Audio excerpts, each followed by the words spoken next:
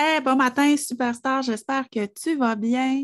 Aujourd'hui, j'aimerais te parler de la productivité au travail. Donc, je pourrais te parler là, de comment gérer ton horaire, mais en premier lieu, ce qui est vraiment important pour ta productivité, c'est d'optimiser les opérations de ton entreprise.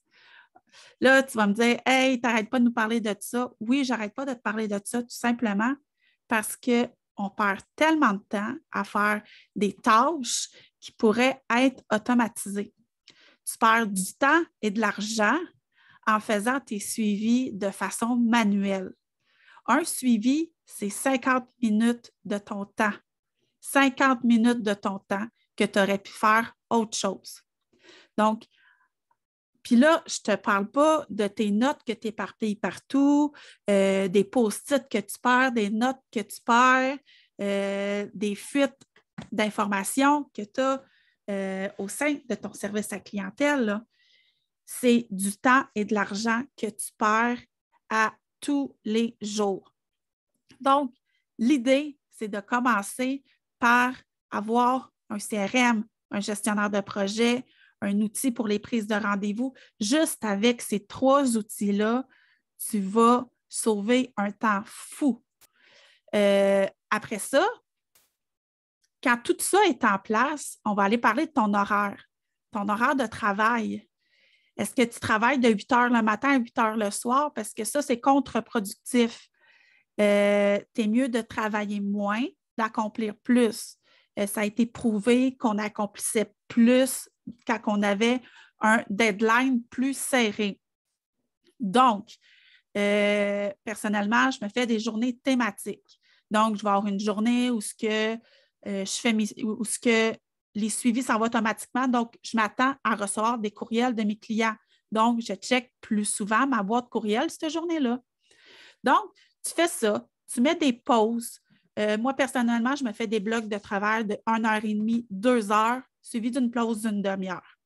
Le matin, je commence à travailler un petit peu plus tard, qui fait en sorte que ma pause tombe au dîner. Le dîner, je prends 1h30 pour dîner et après, je continue de travailler.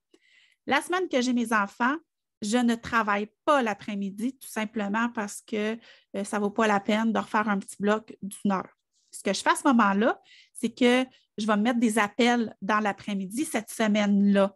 Donc, de cette manière-là, j'optimise mon temps.